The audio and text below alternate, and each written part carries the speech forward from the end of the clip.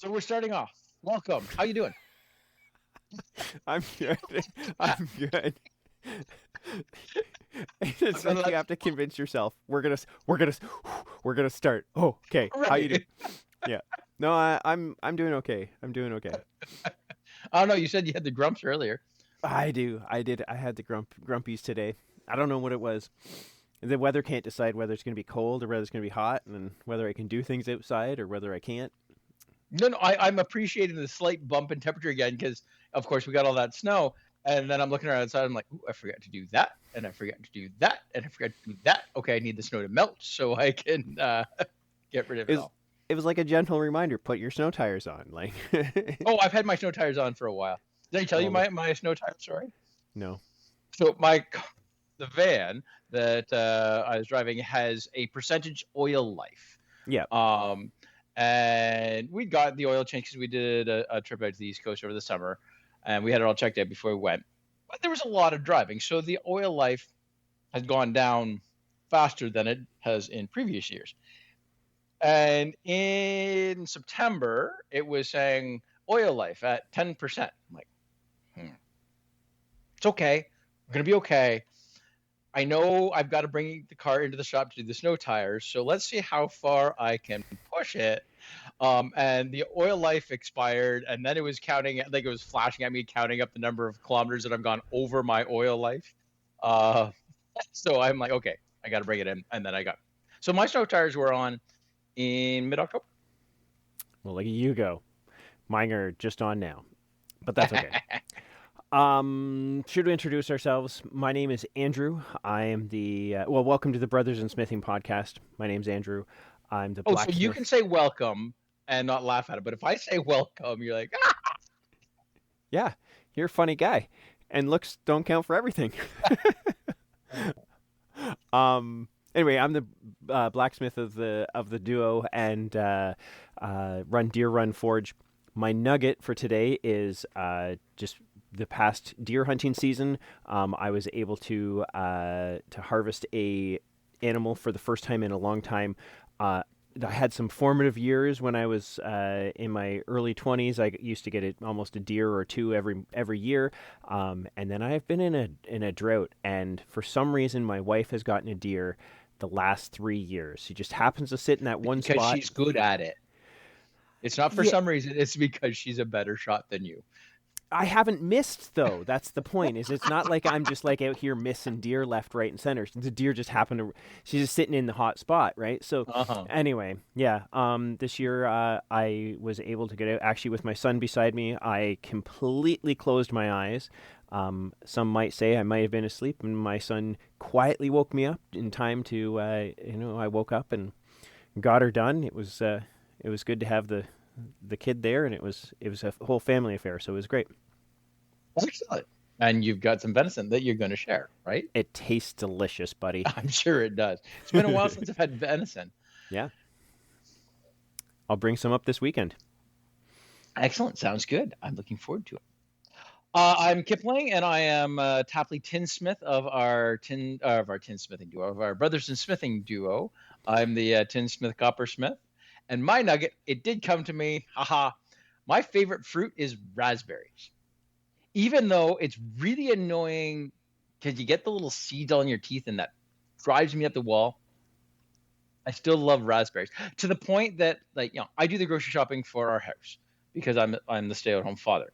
And when I go out, I go out, I'm like, oh, okay, the kids need blueberries for their lunches. And, this one likes apples and this one likes avocados and oh, my wife likes bananas. I got to get those. And so I get a lot of fruit that is, okay, family fruit. Yeah.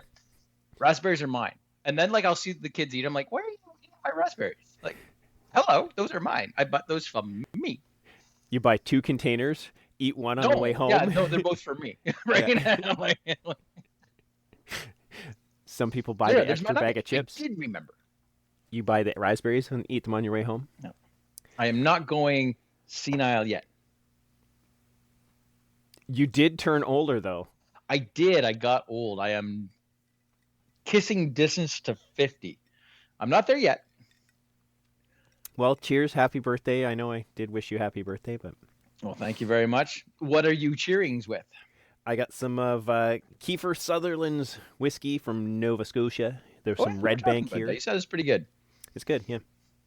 I've got a weird Blue Harvest Blueberry Blonde from Lake of Bays. And I Interesting. usually I like most Lake of Bay stuff. This one's got a little bit of a you can taste the blueberry in it. It's a bit of a strange tang for a beer. Hmm. But it's good to try something new. And it's I only don't. 80 calories. I got Oh, to start watching my weight now that I'm 49. yeah, yeah. So I'll try my best to describe what we do this time, seeing I failed so miserably last time. So, brothers in smithing, we're brothers by choice, not by blood, and we challenge each other in a bunch of different things, almost constantly and endlessly. And we became tinsmith, coppersmith, and a blacksmith about the same-ish time. And of course, we would both make something and be like, mine's better, mine's better. So we put them up on social media. We've been doing that for 4 years now. Is that right? 4.5 is we're closer to 5 than 4 now. Wow. Okay, so we've been doing that for a while, and started recording. We'd constantly call each other and say, talk back and forth, and why do you think yours won or this? So we decided to just do it on a Zoom call and hit record. So that's really what this is all about. So Seemed like a good idea at the time, and we've been doing this now for a year and a half. So yeah, coming up on 2-ish, quick. Do you want to talk about the last challenge? sure, yeah. So last month was the October challenge, and we stuck with a little bit of a Halloweeny theme, and we did a bat. But the trick with the bat, it had to have some hinges in it, so we called it our hinge bat challenge. After that, it was just supposed to be some sort of a Halloween decoration. I went for the wings being hinged because that was sort of the no-brainer, and I put a little mechanism that you could hit a little switch, and the wings actually were spring-loaded. They popped open, and then there was a little hidden cubby that had yet another hinge on it, and you could open up this sort of drawbridge-like thing, and then there was a small little cubby on the inside, and it was really cool and awesome. So cool, in And fact, that I'm not allowed to sell it because it's now part of our Halloween decorations. fair enough. It is very cool. Um, I had a hard time keeping our timeline due to some.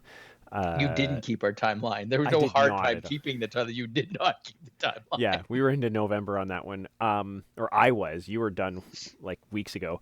Um, and of course, I hinged the wings as well. Mine being made of steel, and I set them up so we had a candle underneath them, giving that kind of flashlight from underneath your face look to the bat. And then, of course, his wings open up, and I brass brushed them so they kind of have a shiny glow to them. So radiating the light out, and then kind of like this creepy, like or like goofy. I don't know. He's cute. He's a cute little mouse. I It tried to is make a cute. mouse bat. Yeah, and somehow my simple, uh, cute bat beat your complicated, very uh, I don't know what you want, not complex, but like intricate. Is that a good word? Ooh, fancy word. Um, Neither of us batty fanged our bat, which was interesting. No. I Yeah, definitely which batty fanged a couple hinges doing it, but you batty fanged the timeline, but totally, yeah. yes, but despite everything, yeah, cute beat cool again. Anytime Yep. I go cool and you go cute, cute wins. That's okay.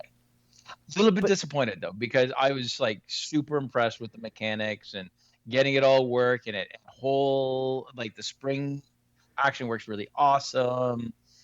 So and I didn't, but the first video I had filmed for the challenge when the wing sprung open and you opened up the cubby, there's a little scroll inside and you could unroll the scroll and it said vote for me, and I should have left that in apparently. that's good. That's good. See, the funny thing, because you had yours done well in advance. I had mine planned out, but I didn't have anything. I didn't have time to light the forge and roll the hinges. And I looked at yours and I was like, it was one of those that was like, okay, Good game. Good, like, it's like we don't need to play the bottom of the inning. You won that one. Good job. And all I was really trying to do was make something that would be in the same league as that. Like, I didn't want to make something that wasn't going to, I wanted something that would not just be a gimme win on it. Well, But I didn't think that it you was going to. succeeded. Yeah. I Because didn't think it that it was was going to win. a decent margin. It was a bigger margin than how badly you felt you got whipped on the previous one. Yeah. So It's so I don't normally put an ask in, but I'm just going to put a little one in here if that's okay. When you're making something, because the bat to me you made for, like, it's something that you personally wanted, like it was like for you, or your family or whatever. And sometimes, like the current one we're working on, I definitely leaned towards making them for my wife and what she would like and everything. And then there's times that we make them for, or I make them, excuse me, I make them for like sellability. It's like, if I make it like this, it'd be better for me. I think it's cooler, but I don't think people will like it as much. So I'm making it for the audience or the market type of thing. Is there one that you predominantly like? I'm just going to make it this way so that it plays better to the audience, or we're just going to make it for myself. sorry, I tried to keep that in, but I couldn't. That is number 4. No, I'm going to bleep that one. No. That one's going to be total bleep. Just leave it. For those of you keeping track, that is 4 swears for Andrew, 0 swears. Actually, to correct you, this wasn't made for my family. It just turned out so cool that there was no way it was going to be sold. None of my stuff I figure I'm keeping in the house at this point. When I make things, unless it's a specific project, my daughter is in Highland dancing, and does the sword dancing. And so I specifically made a set of swords. They're not like sharp swords; they're just a strip of aluminum because they're dancing over them. But the hilt is all shaped up, and that was done specifically for the family. But no, for the most part, I make stuff assuming that it's going to go on the table and go off. So I'm not thinking that way for me. So when you're making it, are you making it like you're not making it for you, but making it because you want to make it, or are you making it with thinking that there'd be a better reaction from the audience, or like it'll be more sellable or whatever? No, I make things because I think they're cool, which is not necessarily sellable. Yeah. But yeah, it gets the design in my head. I figure if I can't judge what other people are going to like, I am apparently fairly terrible at that. I know what I like, and I have my own little unique likes and dislikes, and if someone else likes it, great. And the not the caveat, but the little bonus of that is when someone comes to the table at a market and picks something up. And right now I'm thinking of the recycled copper challenge that we did. Mm-hmm. And I made that little pocket tea light holder. Someone came up and was just like goo goo gaga over the whole thing. And it just brightened my day because like I loved making that little thing as kind of my sort of a little trinket. So Right. Cool. Why do you make I, for people? I think I make things like if it fits somebody. Like the way I buy gifts for people is when I see something that totally fits that person, that's when I buy that gift for them. And that might not be at a holiday, it might not be at a birthday, but like if I saw something that I know that you're going to really enjoy, I just get it because it's yours. It's like this just says Kipling on it, right? Or says my wife or kids or whoever it is. I was watching. You know what that makes? Sorry, I got to interrupt because it makes me. It was, I believe, when I had. Was it? I think it was. I moved to Guelph. Could have been when I moved up here, and you showed up, and the first thing we both said, you said, "Oh, I got you something," and I had found a dead snake on the side of the road. I believe it was a dead milk snake. I'm like, yeah, this is great. And you had found a dead toad that you had mounted in a box for me. Yes, we're good at getting dead things for each other. Or bits of metal or Oh whatever, yes. and like, ooh, this tool, I saw this tool, I thought it was really cool, but it's got your name on it, it's not mine, like that type of thing, or other things as well. And like, to me, those are the ones that, like, just like, I found one for my niece the other day, and it was just like, I wasn't looking for it, but this has their name all over it, right? So, um, and then generally I hold on to them to the next holiday or whatever. But Yeah. so sometimes these like the build that we're doing right now, and we'll talk about it in a second. It was like, it really fits with my wife and what she normally gets and does and stuff. So it was like, no, this is.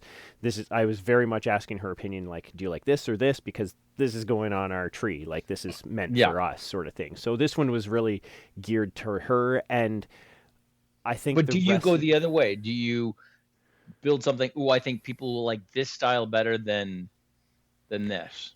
A little bit sometimes, and I judge that sometimes off of what other people have said. But for the most part, um, I do it to challenge some of the things I do to challenge myself to see if I can. Some of the things I do to, because I want to see what that would look like, and then sometimes I do it, sometimes I do it because I think it'll sell better, for sure. The Grinch hand being one of those that I was like, this is a sellable item, like, as opposed to just making a decoration. This is a sellable, marketable item. So Yeah, fair. anyway, do you want to talk about the thing, or do you want me to talk about this month's challenge? Uh, well, I can introduce you, and then you talk about yours first. So Sounds good. this month, November, the goal was to make a bird set, and I think this is my idea. So it's probably best that I introduce it anyways. So the idea was we had to make a set of 3 birds. They could not be, identical bird images. They could be the same bird in different positions. It could be 3 different birds, and the set had to be obviously goes together, but they couldn't all be like one piece that was like all jammed together. So we called it our bird set challenge. And what did you come up with? Well, being that it's in November, it very much struck me as a Christmas ornament type of thing. I know you make a lot of Christmas ornaments. It's not something that I've made, and my wife has on our tree ever. We got married, and our good friend gave us a bird, and it's in the Hallmark, series of ornaments, sort of thing. And it had really, like, it's a really nice sleek bird, and it had really, really nice gold piping and stuff and scrolls on its arms. It was a red headed woodpecker, Oh, and cool.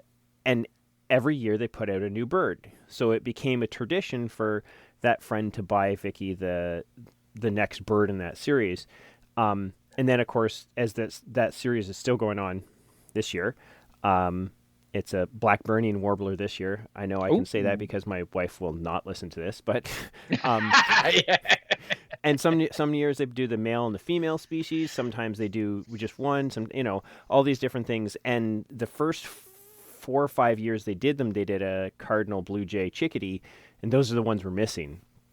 But I mean, we have 50 birds on our tree. Like, it's ridiculous because Yes, everything you, it you reminds need us. 2 trees now. You need the bird tree and the every other ornament tree. 100%. So I've always kind of looked at those and the scrolls on them and been like, I could do something like that. And I do want to make a solid steel bird and do some embellishment on it, maybe even some inlay, like going back to the bookmark type thing. But Yeah. that was not for this time because this is a set of 3. If it was a single bird, I was really contemplating that, like, see if I could make a steel 3D, like almost like one of those worry birds, those things that people cut out of scrap wood, and they Oh, sell them yeah, as a yeah, yeah. little, that out of steel, and then inlay copper into it and swirls and stuff. I was like, oh, that'd be sweet, but not for this challenge. So this challenge, I went with ornaments. So I started with a steel circle. So I forged a little scroll and made a little circle.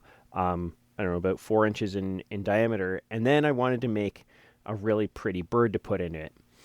And But your metal's ugly, so you were, well, my metal's ugly and hard to cut, So I went with your metal. I went with my last sheet of copper, and I bought a jeweler's saw because this wasn't just the outside shape and then chiseling into it. I wanted to make some like inside cuts to it. So it was kind of, I don't know, what would you call it? Like it's not a silhouette, it's a line drawing. I guess so. Yeah. Yeah, I've done that a couple times with a few, like the bookends that we did. Mine was done Yeah, in that version, but I don't I know what forgot. you call. I'm sure there's a specific artist technique that I'm is. I'm sure there is. I forgot you did that. I actually did. Um, so yeah, and I'd never done it, so I kind of tried to design these birds so that they looked like real birds, and different postures and stuff like that to them, and figuring out where the basically it's two colors, right? Positive and negative space, and which bird is which because birds have like six colors on them and Yeah, yeah. gradients and You only have the two yeah. to So work with. that was a challenge, and then um, as you well know, but listeners may not, a jeweler's saw is kind of like trying to use a human hair to cut a piece of paper. It's the kind of the equivalent in metals and stuff. It'll cut it, but you kind of got to watch how you're doing it and what you're doing, and there's a technique and a It's very fine. You can't force it. It's definitely you got to let the saw do its work. yep. And how many how many saw blades did you break at the Uh, beginning? I start at the beginning. I only have four left out of 12, so I guess I've gone through eight, Yeah, and I that sounds have about right. I have seven birds, so that's not bad. That's not bad. That's like pretty much a blade of bird. Yeah, that's kind of Yeah, what I there. was figuring. So, um, but yeah, they're like fine enough saw blades that you actually have to almost run your finger on it to feel which way the teeth are going and which side of the blade the teeth are on. You have to either look at it like Yeah, really focused or run your you finger run on your it. finger so because yeah, I have put them in backwards to the smooth side. I'm like because it's hard to see it. It's very fine tooth. Yeah, so steep learning curve on that one. But I think I got it well enough that it. I was worried that each bird was going to take me like an hour to cut out, or plus like a couple hours to cut out. And it really wasn't. I said I've made seven birds now, and the last one took me about 20 minutes. Yeah, yeah, Um, that makes sense. so, and that's doing all the outside and filing and all the stuff and everything. So yeah, I was impressed, and I made a set of chickadees. So I have a big fat chickadee kind of poofed up on a thing, one that's kind of alert forward, and one that's when chickadees go upside down on the leaf. So that's my original set of three, and then of course I looked at it and I was like, they're pretty. I basically drew them with a Sharpie. Drew a chickadee with a Sharpie, and it's just black and white. And then I was like, well, I could get a little finer, and I got a little finer, and then it was like, well, I wonder if I literally sat there and was like, I wonder if I could do a blue jay, because my wife loves blue jays. I wonder if I could do, if I sell this set of three chickadees at the market, she could at least have a blue jay. And I wonder if I could do that. And I did, and I was like, ooh, it actually looks not bad. I wonder if I could do a cardinal, like it's all like two colors. There's black around the bill, and then I'm like, what would that look like? So then I did one of those, and I was like, oh, it looks good too. So now I actually have a second set of a chickadee, cardinal, and blue jay.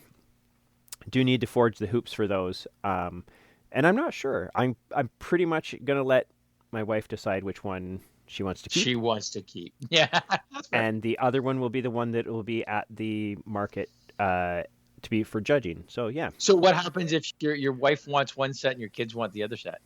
Oh, it's what my wife wants. Happy wife, happy life, buddy. Kids will get over it. That's fair. So you're happy with your whole thing then? I'm tickled with my whole thing. I really do like them. The steel is like it's got some traditional blacksmithing in it. Sometimes the stuff doesn't have that, and I kind of feel, I just cut out some steel and welded it together. This one was actually, smithed, and actually takes some skill that way. And then I learned a new skill with the jeweler's saw and cutting stuff out, and I actually almost not energized, but like I want to do more. Like I made a second set sort of thing. So all of that feels good to me, and like I want to do more. I don't know if it'll be a regular thing I sell at markets, but I could see myself again. I'm looking at them and being like, oh, you could do a squirrel or a rabbit or a deer or a blah da dot da dot da dot, and as much as many things as you can line draw, you could put in a hoop of steel and sell as an ornament. And I'm like, I think that the two elements could be are really cool together. There's a really shiny copper and a that strength and tone of the steel. They look really good. So Yeah, there's a nice contrast to them, absolutely. So they are pretty cool. I do like them. Now, what did you make? Personally, the only thing that I would say about yours is, yes, you have 3 ornaments, but they're ornaments. I don't know as if I would say, like, again, the set aspect of it is not as strong as I was expecting. I think that's a different, like, it needed to be defined a little bit. Which is fair. I do like a set of like again, I look at our other things and like the red balls. There's 6 of them. They're a set. Absolutely. I agree. That's the only thing I would say about it, is that they are ornaments, and you could have 2, 1, 5. Yeah. Like that. That was the only thing I think that is not as good as mine. How's that? Is your set aspect? Hanging on a tree together, you would notice that there's more, like they are part together. Like that is part of, like, you would notice that they are similar. Absolutely. Oh, there you got a bird here. Oh, you got a bird over there. Oh, you got oh yeah. And if you knew there were in 3, you could do the search for them. Right? Yeah, absolutely. Yeah. What do you call a bird that can't fly? No idea. Chicken. Oh. Sorry, I should have said, what do you call a bird that won't fly? A chicken. Yeah. Haha. So I made chickens. Don't notice my segue. Wait, do you want my chicken joke now or after? Let it rip. All right. So I from Amazon I ordered a chicken and an egg. I'll let you know how it turns out. Which one comes first? Yeah. But So my set of chickens, I decided to do a rooster, a hen, and a chick. And so they're all chickens. They're obviously, in the same grouping. And then they're all the same. Yeah. And I wanted to set them up so that you could actually combine them and take them apart. Is what I wanted. So what I did is I made all 3, and I cut a big heart in the middle, because they're a family, and we, a loving family, chicken family. And you can actually stack them inside each other's hearts. And then I sat there thinking about, like, my first, was, okay, well, you start with the rooster, and then the chicken goes inside the rooster, and then the chick goes inside the chicken. And then my brain went, well, that's just like celebrating patriarchy, and really don't want to do that. Not interested. So I actually made the chick the biggest, and I actually made it out of brass, so it's got the yellowy color to it. I textured it up a little bit and cut a really big heart in it. The chick itself, if you went from side to side, probably 4 inches, maybe 4.5. And then I made the chicken out of tin plate, and I also cut a big heart out of the middle of that one. And then even smaller yet, out of copper, I made a rooster, and I again cut a heart out of it, so they have that similar. They all have a big heart of it, but they all have a base that they'll sit on, and then you can take the chicken out of the stand that it's in, and it will actually sit nicely right inside the chick. And then you can do the same thing with the rooster, so they all actually stack together. And they make it. Ooh, one just dropped. Sorry, I'm building it as I talk. Note that you can see this if you are listening to the podcast. But then they look actually really, really cool, all stacked together, and there's one heart right in the middle. and it's a little family of chicks. And so on display, you could have them all together, or you could separate them out.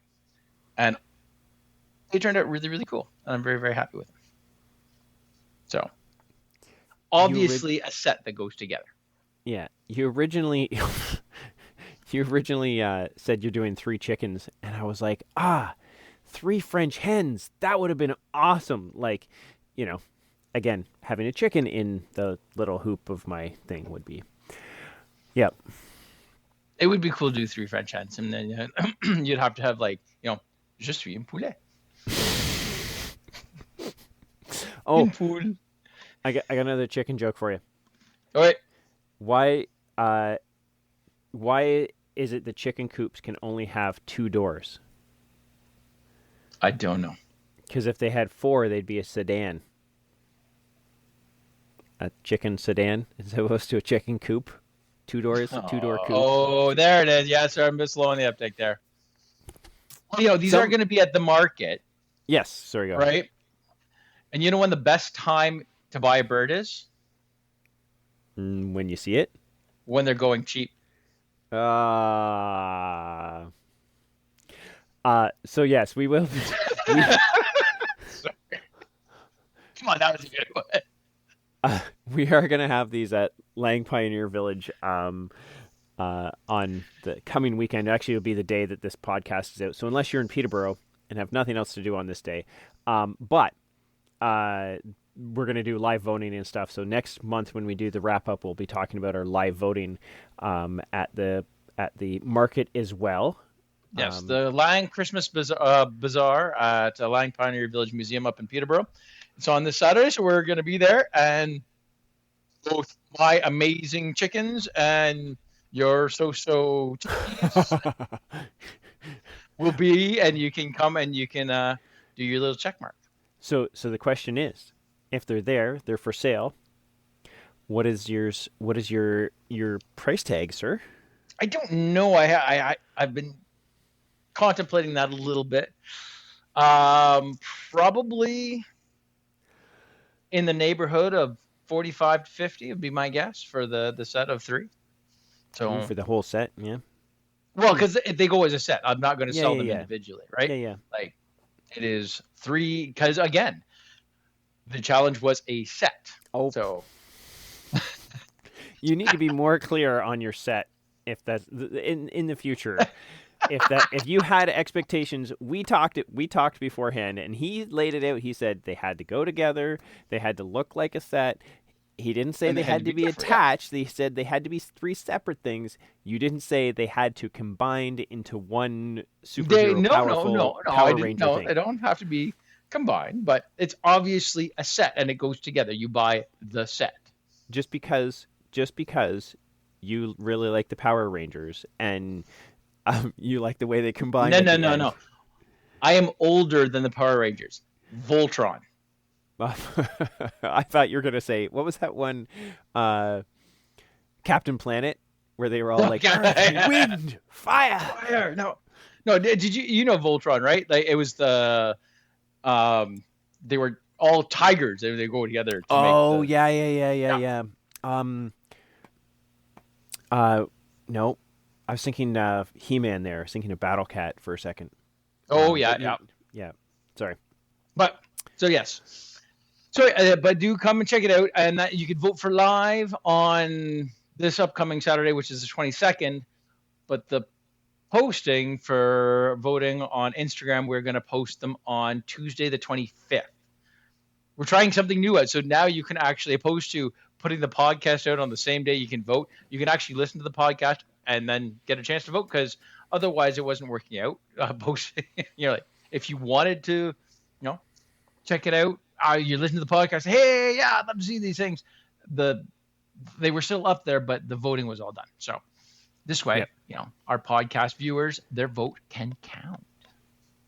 And you can why check I've been out losing, Yeah, it's totally why. Because we know all of our podcast listeners would vote for me. 100%. The pity is just through Oh the yeah, roof when they. 100%. I'm losing Uh, right now. It's 24 competitions to 23 after the whole hinged bat fiasco. Wah, wah, wah, Mhm. wah, wah, wah, wah. So you can follow us along on Instagram, Brothers and Smithing on Instagram, or individually at Tapley Tinsmith and Deer Run Forge. We do put all this. We do try to put things up in our stories of how the build's going. Make reels out of our stuff that we make, and generally come along for the adventure, and then it's posted on all the stories. But if you're looking for it all gets on Brothers and Smithing. We both post on that, so that's kind of the easy way to follow along with our shenanigans. Yep. And then you go on there and you can vote for me. Me. Why you? Nobody likes the like ooh kid in the class that puts their hand up. But everybody likes chicken. That's true. Chicken. That is true. Can you imagine you made a bird set and it was just like it was a turkey and the set was like the drumsticks and the wings like attached onto it? See, mine's like almost like a turduckingham, but it's only chicken. It's a yeah, it's just chicken. It's Chicken. a chicken. It's just a chicken. It's a chicken. Yeah. Cool. Chicken. Well, we'll have to see how that goes because everybody's obviously going to vote for mine. Yes, obviously. No, we got to vote for the villain. The villain is now behind again. Always. All right, here we go. Eggel time, because the eggel. You haven't the theory. What? You didn't pre-eggle me on this one. I have no idea. I know. Coolest bird encounter you've ever had. And I will go first because you have no idea it's coming. So much like your actual job now, I used to be a naturalist, and I would take people out on nature hikes and do programming and stuff like that. And I was doing an evening program down at Rondo Provincial Park. And I don't even remember what the evening program was on. And we started inside and we did like a quick 5-10 minute slideshow. And then we were going to go out and do a bit of a walk. We step outside the visitor center, and right above the parking lot, a pair of bald eagles does their mating display. And if you've never seen it, the male and the female come together, they clasp talons, and they spiral, plummeting to earth until they are really not that far off. They were maybe 20 feet up, and they split apart and then fly back up. And it is spectacular. I literally, we walked out, we saw this, and I just wanted to turn, like, okay, go home. Nothing you're going to see after that is going to be anywhere near as cool, because that was amazing. Very cool. Very cool. Had some pretty cool little ones, but I think the one that sticks out in my brain goes back a long time. Probably my first year in Presqu'île. So we're going back into the 90s now. Presqu'île Provincial Park, for those of you who are not from Ontario. Yeah. And they have a big, long beach. And in the spring and the fall, a bunch of shorebirds rest there and eat the insects out of the algae and stuff. So, you go up and down the beach with your binoculars and stuff and, try to identify these little shorebirds. It's really cool to watch that whole in and out of the shorebirds and stuff like that, and like the way they murmuration, where like the birds all kind of float together in one flock. So those things are really cool to see. But this one particular thing, I was out there with a group of other birders and naturalists and stuff, and I wasn't staff at the time. But all of the shorebirds lifted all at the same time off the entire beach. So if you know what's happening, there's clearly a predator in the area. So you kind of scan the beach for foxes and coyotes, and then you look to the skies and what's up in the sky as far as, birds of prey and everything. So this big flock of like 100+ shorebirds, starts doing the dance and all together. And this peregrine falcon just over the tree line comes screaming, just like almost like a bolt of lightning, right through the center of the cloud of shorebirds, and in the middle of it, these feathers just poof explode, and it tumbles, and turns around and something tumbles to the ground, and all the shorebirds go way up the beach, and there's a shorebird left on the ground, and this peregrine falcon comes back and starts eating this shorebird. I'm sitting there like, oh, this was the coolest thing ever. And half of the people that were with me were like, oh, we must save the little shorebird. And I was like, what? No. Congratulate the amazing hunter there. Exactly. It was, and again, I just remember the, like, I don't know, dichotomy of the whole thing, of half the people cheering for the shorebirds and half the people being like, that was the coolest hunt I've ever seen. Because they all lifted, and I didn't see the peregrine falcon. Said it just came out of nowhere. Like, it just must have been on a complete stoop and then just, straight through it was very, very cool. Still see it sweet in my mind, 30 plus years later, and it just, yeah, very cool. Very cool. Well, those are very apropos. Yes. Yep. Why does a hummingbird hum? Forgot the words. Can't remember the words.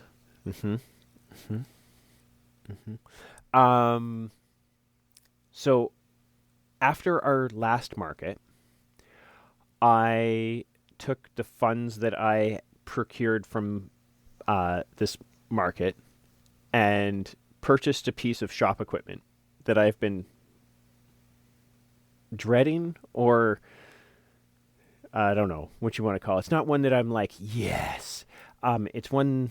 So I have a flux core MIG welder, which is like a glue gun for metal, and I've gotten proficient at using it to the point where I can stick two pieces together and they stay together. And I think that my welds look decent compared to some of the other blacksmiths and stuff that I've seen. But the problem is, because of the flux inside of it, it tends to bubble and spatter. And I'm not good enough to be able to control spatter and stuff. So I spend a lot of time cleaning up my work. And that's partly because of my ignorance in welding, but partly because of the type of welder that I'm using. And I've been told that, like, a regular MIG welder where you use gas is better, but still has spatter. A stick welder, an arc welder, again, there's still some spatter, but can be cleaner. But ultimately, the cleanest, and I'm using finer stuff, I'm putting a lot of sheet metal together and a lot of wires and stuff these days, is a TIG welder. And a TIG welder has always, because a flux core MIG welder is literally a glue gun, okay? The arc welder is like the most basic. You clamp the ground on, yeah, you put the stick on it, adjust the amperage. That's it. Like, one control. That's easy. MIG, you get a little bit more control, flux core MIG, and then MIG itself, now you have gas and speed and amperage. Well, TIG has all of those things plus a few more things, and I didn't know what I didn't know, and I still don't know a lot. It has been a massive learning curve, and the literature that came with the TIG welder is not the greatest, because I didn't buy a very. That's the other thing, is they tend to be the most expensive of the welders, of the types of welders and stuff, and that's for the good ones. Yeah. So I kind of went not bottom, the cheapest one I could find, but I definitely didn't go top end, because there's a lot of other things that you need with it, including gas. So I needed a compressed argon tank, and procuring that took me a while, because there's obviously it's compressed gas and there's regulations and all the stuff on that. So found how to rent one of those, got one of those, even hooking it all up. There was connection pieces that I was missing or didn't have, and you have to buy the tungsten that goes in the end, and the tungsten has to be ground, but it has to be ground in a certain way. I was like, I had no idea. Oh, and then so you had to grind your own tungsten? Yeah. Okay. Not to, again, all these things, not to a point, and not sideways on the grinder, but anyway, a whole bunch of, and then there's different types of, you want the slight complicated? So there's different types of tungsten that you can put in the end of it. Okay. About about 10. Let's say there's 10 different types of tungsten you can put in the end. All slightly good or better for other things. Okay? Which one is the most common? There's a few of them. There's like 4 that are really the most common. And then there's 4 different sizes of tungsten that you can put in. So that all affects it, okay? And then because yeah. And then, okay, once you get the gas and the tungsten all figured out, it just heats up the metal, okay? So it creates an arc off the end of the tungsten, heats up the metal, but it doesn't actually add any metal to it. So an arc welder, the stick actually gets melted and adds metal to it. The MIG adds the wire to it. So TIG, you actually have to have filler rod.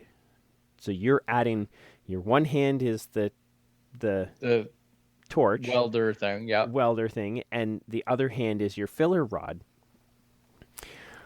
And there's about 30,000 different types of filler rod and sizes of filler rod and oh my goodness, man. So let's just say I'm not welding stuff with the TIG welder yet. I have put pieces together. Like, look, the metal sticks together. But ultimately, I actually had to weld something for another project I was doing, and I literally had the TIG welder out and all set up, and I was like, nope, just going to hit this with the MIG. It was the little bit of welding you've done with the TIG, is it cleaner? Oh, yeah, there's absolutely no spatter, and I think once I get technique to it, because there is actually a technique to it, and I get the amperage down and stuff for the materials that I'm using, I think that it has the potential to be way, way cleaner for me, especially in those, the butterfly I made with the scrolls and everything, like that type of thing. Oh, could be amazing. Even the wild city that I made with all the grass pieces, instead of like spatter all over those, to TIG weld. Yeah, I think that there's a lot of good potential for it, which is why I'm still continuing, but only having spent 3 or 4 hours playing with it, and probably spent more time watching. There's still some learning curve there, eh? There's a lot of still learning curve, yeah. So, well, sounds fun though. And you said there's potential you can weld copper with that. Potentially. I'm not sure if it's like aluminum. So aluminum, you need to switch from AC to DC in your TIG, and I think it might be the same with copper. And that's another one. I got to figure out this first before I switch. Yeah, and then play around AC to DC. Well, yeah. Very cool. I don't have anything in my shop, and you talked so long that you took up a lot of time for Intersasks anyways. Fair enough. It was good. No, I'm excited because I'd love to see how this thing works, and I'm sure you'll have it up here at some point and see what's going on. Yep. But yeah, no, I don't have anything new going on right now. So I'm doing trying to get as much done for this upcoming workshop as I can, because my last not workshop market, I sold a lot of stuff, a couple of the big things. So now I've got some more spaces on the table. So I'm trying to get a few more things amongst the rest of my life. So cool. I don't have any fun shop things to talk about. Well, there you go. Hopefully you have a notcher soon. We can talk about that if we get that going. Yeah. Mm-hmm. That would be fun to play with too. Like a little teaser for people. And we can talk about that next time. Upcoming month. Mm-hmm. So this month, obviously, we just talked about our 3 bird set. Our upcoming month for December, we're making a lighthouse. Yeah. Any other parameters so that you can lay it out here for me, man, so that like there's no like, well, I said lighthouse, but what I really meant was a lighthouse that was at least this big. And wow, you are whiny. Jeez. So no, we have no parameters yet, because originally it was supposed to be a mistletoe, and both of us were like, I don't really want to make a mistletoe. Yeah. So I'm more excited. I'm more excited about a lighthouse. I don't know, but this weekend when we're at the market, I'm sure we'll have time to talk parameters.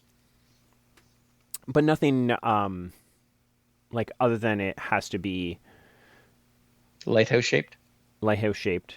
There's no real other parameters to it. Whether it doesn't have to have a light. No, I like not yet. Maybe like again, we can discuss this over the market as well. I don't know. I right now my brain just said lighthouse, and this last couple of weeks I've been like chickens. Gotta make Right. chickens. So I Cool. haven't thought about the lighthouse yet. Well, I have a couple thoughts, but I don't know where it falls into your whole thing. So Ooh, well, we will. We can discuss those and see. Maybe there's some good parameters out of that. cool. My overarching thought is lighthouse as a symbol as opposed to just like a physical lighthouse, or the physical thing being a symbol for other things. Because it's phallic shaped. No, like light in the darkness, or I like know. I yeah, know. yeah. I was being crude. I was trying to be all like touchy and emotional stuff, I and you're know. like, I "'Cause it's know. phallic."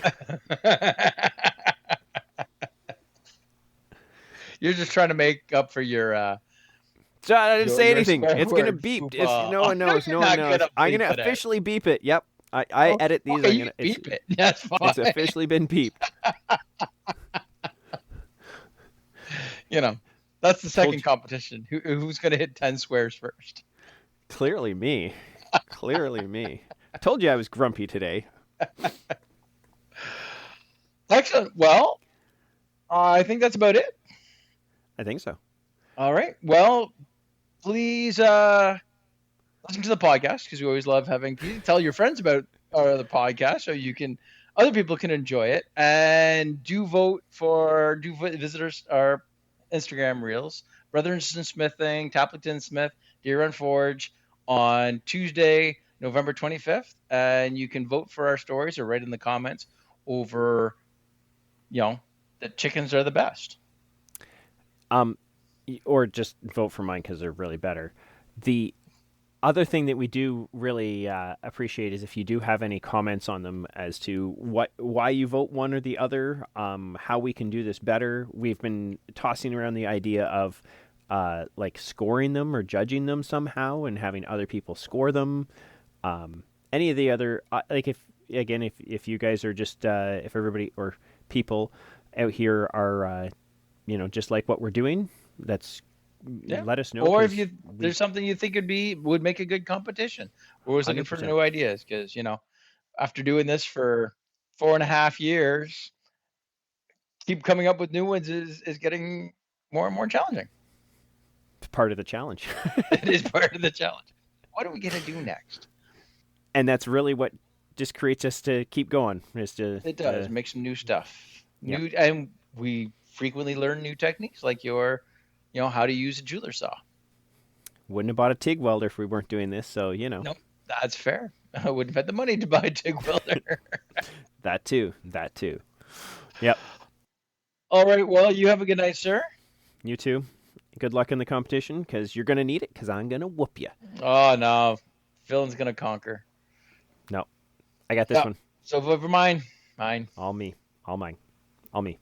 All right. Have a good night. See ya!